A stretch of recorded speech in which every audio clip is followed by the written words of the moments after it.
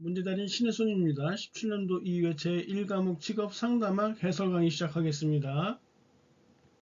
1번 상담의 목표 설정 과정에 관한 설명으로 틀린 것은 1번의 전반적인 목표는 내담자의 욕구들에 의해 결정된다 맞는 거고요. 2번에 현존하는 문제를 평가하고 나서 목표 설정 과정으로 들어간다 이것도 맞는 것이고 3번에 상담자는 목표 설정에 개입하지 않는다 했는데 이 상담자가 내담자와 함께 목표 설정에 개입을 해야 하는 것이에요. 4번에 내담자의 목표를 끌어내기 위한 기법에는 면접 안내가 있다. 이것도 역시 맞는 내용이네요. 그래서 3번이 틀렸어요. 2번 다음 내담자를 상담할 경우에 가장 먼저 해야 할 것은 갑자기 구조조정 대상이 되어서 직장을 떠난 40대 후반의 남성의 상담을 받으러 왔어요. 눈 마주침 전혀 못하고요. 상당히 위축되어 있는 상태이고 미래에 대한 불안감을 호소하고 있어요. 상담사는 이와 같은 내담자를 상담할 경우에 가장 먼저 관계 형성을 쌓아야 해요. 그래서 이 친근감 및 신뢰감을 축적해서 내담자의 정확한 심리적 상태를 파악하는 것이 우선이에요. 1번이 정답이에요. 그래서 3번 진로 수첩이 내담자에게 미치는 유용성이 아닌 것은 진로 수첩이라는 것은 이 내담자 자신이 자신에 관한 진로 관련 정보를 이해하기 쉬운 방식으로 조직하는 것이란 말이에요. 그래서 1번, 2번, 3번은 다 좋은데요. 그렇다고 해서 이 진로 수첩이요. 상담 도구를 제공하는 것은 아니란 말이에요. 4번이 틀렸네요. 4번 6개의 생각하는 모자 기법은 무엇을 위한 것인가? 이거 단편적으로 이렇게 외우시라고 했었죠. 의사결정을 촉진하기 위한 것이에요. 6개의 생각하는 모자는 6개의 색깔별로 이렇게 했었어요. 청황, 처음에 2개는 이응으로 이렇게 받침이 끝나는 거, 그 다음에 나머지 4개는 기역으로 끝나는 것이죠. 청황, 흑백, 정록이라고 해서 이렇게 6개를 알아두시고요. 틀린 색깔로 지금까지 문제 나온 거는 갈색이 틀린 색깔로 이렇게 많이 나왔고요. 각 색깔이 의미하는 바를 알아두셔야지 2차 실기에 대비할 수 있다는 사실이요. 5번 직업 상담의 과정을 진단, 문제 분류, 문제 구체화, 그리고 문제 해결의 단계로 구분한 학자가 바로 크라이티스예요. 크라이티스의 포괄적 직업 상담은요, 직업 상담의 과정에 진단, 문제 분류, 문제 구체화, 문제 해결 단계 등이 포함되어야 한다라고 주장한 바 있어요.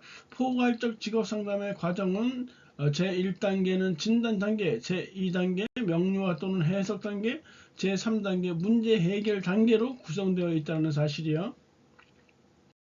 6번 진로 개발 프로그램을 운영하는 방법의 하나인 집단 진로 상담에 관한 설명으로 옳은 것은 1번에 참여하고자 하는 학생들 중에서 사전 조사를 통해서 책임 의식이 있는 학생들로 선발한다. 1번 맞네요. 2번 참여하는 학생들은 목표와 기대가 동일하기 때문에 개인차를 고려하지 않는다. 개인차 고려해야 돼요. 3번에 프로그램 단계별로 나타나는 집단의 역동성. 집단의 역동성은 문제를 복잡하게 만들기 때문에 무시하는 것이 좋다 아니죠. 집단의 역동성 또한 고려해야 하고요. 4번에 다양한 정보 습득과 경험을 해야 하기 때문에 참여 학생들은 진로 발달상 이질적일수록 좋다 이렇게 했는데요. 어느 정도 이질적인 것은 용납이 가능하지만 이질적일수록 좋은 것은 아니에요. 그래서 그 좀 정석적으로 보면 진로 발달상 참여 학생들은 비슷한 수준일수록 좋다라고 되어 있고요. 뭐 다소 이질적인 것까지는 허용이 된다 이렇게 보시면 되겠네요. 그래서 4번도 틀린 내용이 되겠네요. 정답 1번이네요. 7번 내담자 중심 상담에서 상담자가 심리 검사를 사용할 때의 활동 원칙이 아닌 것은 이렇게 나와 있는데 1번에 검사 결과의 해석에 내담자가 참여하도록 한다. 이거 맞는 내용이에요. 2번에 검사 결과를 명확하게 전달하기 위해 평가적인 언어를 사용한다 했는데 평가적인 언어, 뭐 좋다, 나쁘다 이런 평가적인 언어는 사용하면 안 되는 것이죠. 그래서 2번이 틀렸고요. 3번에 내담자가 알고자 하는 정보와 관련된 검사의 가치와 제한점을 설명하는 데 맞고요. 4번에 검사 결과를 입증하기 위한 더 많은 자료가 수집될 때까지는 시험적인 태도로 조심스럽게 제시되어야 한다. 뭐 당연한 내용들이에요. 8번 효율적인 직업 정보의 특징과 가장 거리가 먼 거. 1번 정보의 정확성 좋죠? 2번 성별이나 종교 등의 편파적이지 않은 정보 좋죠? 3번 대상 연령에 구분 없는 보편적 용어의 이게 틀렸네요.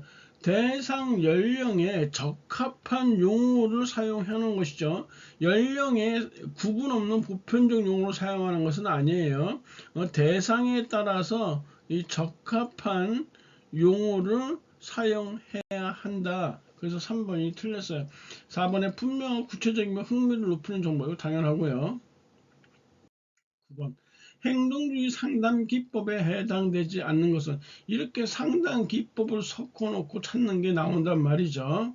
그래서 행동주의 상담 기법 하면 우리가 불안 감소 기법, 학습 촉진 기법 해서 최근반 협주자 그리고 학습 촉진 기법으로 강변 사행사 이렇게 했었죠. 이번에 역전 기법이라는 것은 형태주의 게슈탈트 상담 기법에 해당되는 내용이에요. 그래서 형태주의 상담 기법 하면요, 우리가 이렇게 세 가지로 나눠서 봤었어요. 무슨 자각 있죠? 욕구와 감정의 자각, 신체 자각, 환경 자각, 언어 자각 이렇게. 두 번째가 무엇이냐면 과감 반역자라고 했어요. 과감한 반역자 해서 과감 반역자 이렇게 했는데 이 과감 반역자에는 과장하기, 감정에 머무르기, 반대로 하기, 역할 연기, 자기 부분들과의 대화해서 과감 반역자예요. 그리고 세 번째가 무엇이냐 하면 빈대가 득실거리는 곳에서 숙직하다 꿈을 꾸는 것이죠. 빈대, 숙직, 꿈 이렇게 했단 말이에요. 그래서 빈의적 입법, 대화, 실험, 숙제, 직면, 꿈자고 이게 바로 형태주의 게슈탈트 상담 기법에 해당되는 것이니까 요 자세한 이 서술 내용까지는 몰라도 일단 이 명칭은 알고 있어야지만 1차 시험은 대비할 수 있어요. 이 중에서 2차 실기를 대비하려면 이 과감 반역자나 빈대 숙직 꿈에서 대표적인 거 3개 정도만 딱 알고 가시면 된다고 했었단 말이죠.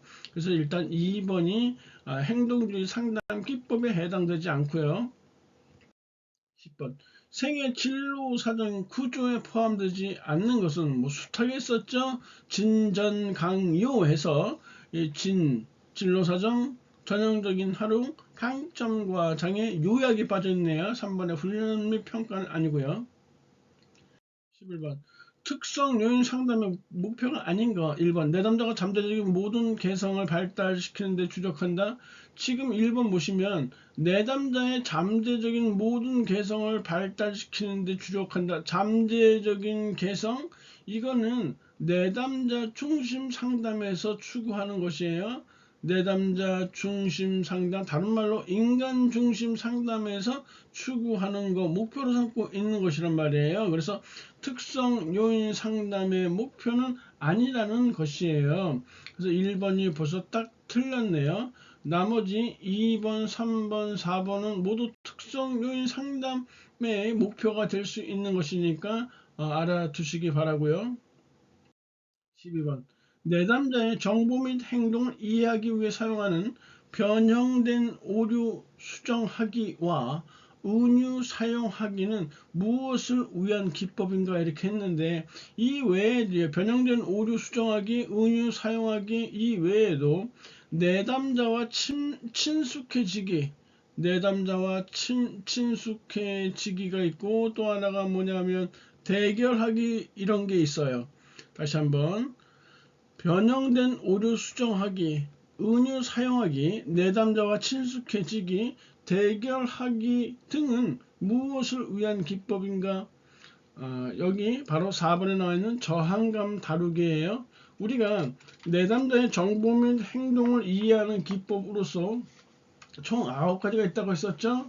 가정 사용하기, 의미 있는 질문 및 지시 사용하기, 전이된 오류 정정하기, 분류 및 재구성하기, 저항감 재인식하기 및 다루기, 근거 없는 믿음 확인하기, 왜곡된 사고 확인하기, 반상회장 마련하기, 변명에 초점 맞추기. 그래서 가의 전분 적은의 반변 이런 식으로 외웠단 말이에요. 그 중에서 이 저항감 다루기를 하기 위한 방법으로 변형된 오류 수정하기, 은유 사용하기, 내담자와 친숙해지기, 대결하기 등이 이용된다라는 것이에요. 13번 내담자 중심 상담의 상담 목표가 아닌 것은 1번에 내담자의 내적 기준에 대한 신뢰를 증가시키도록 도와주는 것이다. 맞는 거고. 2번 경험에 보다 개방적이 되도록 도와주는 것, 이것도 맞는 것이에요. 3번에 지속적인 성장 경향성을 촉진시켜주는 것, 이것도 맞아요. 4번에 내담자의 자유로운 선택과 책임 의식을 증가시켜주는 것, 이거는 바로 실존주의 상담의 목표예요. 실존주의 상담의 목표다. 이 세 개 외에 하나가 더 있는데, 하나가 뭐냐면 자신에 대한 신뢰예요. 자신에 대한 신뢰요. 자신에 대한 신뢰. 이렇게. 그래서 이거 내담자 중심의 상담 목표라고도 하고요. 완전히 기능하는 사람의 특징 이렇게도 얘기를 한단 말이에요. 그래서 우리가 완전히 기능하는 사람의 특징, 완전히 기능하는 사람의 특징, 기능하는 사람의 특징 이렇게 해서 이게 바로 내담자 중심 상담의 상담 목표이기도 한 것이거든요. 그래서 제가 그렇게 말한 적이 있었어요. 제 친구 중에 이 경래라는 아이가 있는데 애가 20대 초반에 결혼해서요. 애가 8명이에요. 그래서 이 경래, 내 친구 이름 경래를 통해서 우리가 외웠었단 말이에요.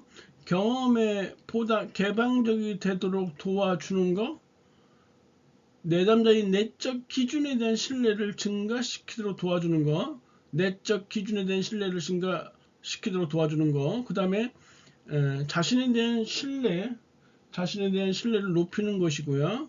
그 다음에 네 번째가 지속적인 성장 경향성을 촉진시켜주는 거. 이게 바로 내담자 중심 상담의 상담 목표이면서 완전히 기능하는 사람의 특징이라고 했었어요. 차마 이렇게 앞글자 맞아서 외우긴 좀 그렇고 대놓고 말하긴 그렇고 그냥 각자 알아서 마음속에 새겨 들으시면 될 것 같아요. 14번 융이 제안한 4단계 치료 과정은 고명교변이라고 했었어요. 고백 단계, 명료화 단계, 교육 단계, 변형 단계. 이거 아직 2차 실기에 나온 적은 없어요. 하지만 지금 1차 시험에서 이렇게 몇 차례 나오고 있기 때문에 이 순서 알아두시고요. 여기에 해당하는 내용도 한 번씩 좀 슬쩍 가볍게 봐두세요. 만약을 위해서요. 15번 역할 사정에서 상호 역할 관계를 사정하는 방법이 아닌 것은 질문을 통해 사정하기죠. 동그라미를 역할관계 그리기, 그리고 생애 계획 연습으로 전환시키기, 이렇게 3개예요. 3번이 아니란 말이에요. 이 중에서 질문을 통해 사정하기는 다시 4개로 나눠진다고 했었죠. 그래서 이 질문을 통해 사정하기 요 4개가 단독적으로 또 시험에 나온 적이 있었잖아요. 질문을 통해 사정하기에 해당하지 않는 거 이런 식으로요. 첫 번째, 내담자가 개입하고 있는 생애 역할들 나열하기. 질문을 통해 사정하기에 해당되는 내용이에요. 첫 번째, 내담자가 개입하고 있는 생애 역할들을 나열하기. 두 번째, 개개의 역할에 소요되는 시간의 양 추정하기. 세 번째, 내담자의 가치들을 이용해서 순위 정하기. 네 번째, 상충적, 보상적, 보완적 역할들 찾아내기. 요 네 개가 바로 질문을 통해 사정하는 방법에 해당되는 것이다. 16번 다음 면담에서 인지적 명확성이 부족한 내담자의 유형과 상담자의 개입 방법이 바르게 작성해 준 것. 인지적 명확성이 부족한 내담자의 유형 우리가 14개 했었죠. 단순하고 복잡한 가구원, 단복, 가구원 이렇게 했었고요. 그 다음에 영화 볼 때는 양파깡, 그래서 무비 양파강, 무비 양파강 이렇게 했었고, 영화 끝나면 문 걸고 잘자 해서 걸고 잘자 이렇게 했었잖아요. 이렇게 걸고 잘자 이렇게. 그래서 우리가 담보가구원, 단순 오정보, 복잡한 오정보, 가정된 불가능, 구체성의 괴려, 원인과 결과의 착오, 무비양박감, 무력감, 비난하기, 양면적 사고, 파행적 의사소통, 강박적 사고, 걸고 잘자, 걸러내기, 고정성, 잘못된 의사결정 방식, 자기 인식의 부족, 이렇게 했었단 말이에요. 이 중에서 내담자, 난 사업을 할까 하는데 그 분야에서 일하는 여성들은 대부분 이혼을 한대요. 이 내용이요. 이 내용은 원인과 결과의 착오고 논리적 분석을 통해서 상담자가 개입해야 하는 것이에요. 그래서 4번이 정답이 되고요. 우리 맨 끝에 나와 있는 요거요. 자요.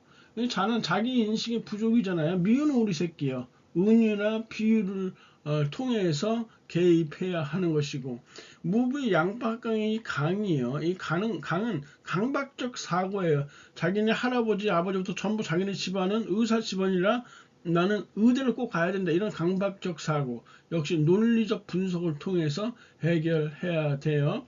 이 알리티 기법을 활용해서 개입하는 거, 이것도 맞는 것이고요.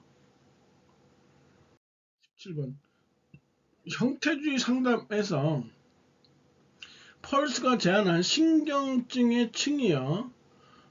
신경증의 층 중 개인이 자신의 고유한 모습을 살아가지 못하고 부모나 주위 환경의 기대 역할에 따라 행동하며 살아가는 단계는 무엇이냐? 이거 공포층이라고도 하는데 다른 말로는 연기층이라고도 해요. 일단 형태주의 상담에서 펄스가 제안한 신경증의 층 5가지를 알아두실 필요가 있어요. 첫 번째가 피상층이에요. 피상층, 다른 말로는 허위층이라고 해요. 같은 표현이니까 어느 게 나올지 모르니까 함께 알아두셔야 돼요. 두 번째가 공포층이에요. 공포층, 다른 말로 연기층이라고도 해요. 연기층, 이렇게. 그리고 세 번째가 곤경층이라고 해요. 곤경층. 이건 다른 말로 하면 교착층이라고도 해요. 교착층, 이렇게. 그리고 네 번째가 내파층이라는 거예요. 내파층은 내적 파열층, 이거예요. 같은 표현, 내적 파열층. 다섯 번째가 외파층이에요. 외파층은 다른 말로 외적 파열층, 이렇게 얘기하는 것이죠.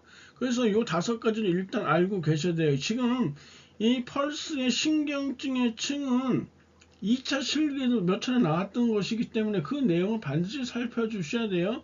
피상층, 허위층은 말 그대로 거짓 상태죠. 그래서 진실한 마음이 없이 상투적으로 대하는 거짓된 상태, 이게 피상층, 허위층이고, 공포층, 연기층은 개인은 자신의 고유한 모습을 살아가지 못하고 부모나 주위 환경의 기대 역할에 따라 행동하며 살아간다. 지금 여기 나와 있는 이 내용이에요. 그 다음에 곤경층, 교착층은 자신의 역할 연기를 자각하게 되면서 같은 역할을 수행하는데 곤경스러움을 경험하게 된다. 자기가 우리 흔히 연예인 생활을 하는 친구들한테도 많이 엿볼 수 있는 것인데요. 나는 연기 더 이상 하기 싫은데 엄마가 하라니까 아역 때부터 했으니까 어쩔 수 없이 하는 거예요. 그러면서 그런 역할을 해오면서 엄마가 시키는 대로 이렇게 따라하면서 이건 내 사는 모습이 아닌데, 이런 곤경스러움을 경험하게 된다는 것이고, 내파층이라는 것은 그동안 억압해온 자신의 욕구를 인식하게 되지만 겉으로 나타내지 못하고 안으로 억제하는 것이에요. 안에서 터지는 것처럼 외적 파열층은 비로소 외부로 표출하는 것이에요. 이런 내용들에 대한 서술 내용을 알고 계시기 바래요. 18번 상담 시 상담사의 질문으로 바람직하지 않은 것은 무엇이냐? 개방적 질문을 하는 것이 좋다는 것이에요. 1번, 2번, 4번 다 모두 개방적 질문이에요. 하지만 3번 직업 상담을 해야겠다고 결정했나요? 이건 yes나 no로 나올 수 있는 폐쇄적 질문 형태잖아요. 3번이 틀렸다는 것이고요. 19번 교류 분석 상담의 상담 과정에서 내담자 자신의 부모자, 성인자, 어린이자의 내용이나 기능을 이해하는 방법은 무엇이냐? 구조 분석이에요. 교류 분석 상담의 유형은 총 4가지로 나눠져요. 지금 나와 있는 이 구조 분석이요. 그 다음에 2번에 의사교류 분석이라는 것이 있어요. 상보 교류, 교차 교류, 이면적 교류로 나타내지는 것이죠. 그리고 세 번째에 있는 이 게임이요. 라켓 감정과 게임 분석. 이렇게 정확히 말하면 그렇게 되고요. 그 다음 4번에 생활 각본 분석. 일명 그냥 각본 분석이라고도 해요. 이렇게 나눠지기도 하는데, 여하튼 부모자, 성인자, 어린이자로 나눠지는 거 구조 분석이에요. 20번. 상담사의 윤리적 태도와 행동으로 옳은 것은 1번. 내담자와 상담관계 외에도 사적으로 친밀한 관계를 형성한다. 이건 옳지 않고요. 2번. 과거 상담사와 성적 관계가 있었던 내담자라도 상담 관계를 맺을 수 있다. 이거 옳지 않고요. 3번에 내담자의 사생활과 비밀 보호를 위해 상담 종결 즉시 상담 기록을 폐기한다. 이거 옳지 않아요. 왜냐하면 이 기간이 경과된 기록을 폐기하는 것이지 상담 종결 즉시 상담 기록을 폐기하는 건 옳지 않고요. 4번 비밀 보호의 예외 및 한계에 관한 갈등 상황에서는 동료 전문가의 자문을 구한다. 4번은 맞는 내용이네요. 강의자 고생하셨고 다음 시간에 뵙겠습니다. 감사합니다.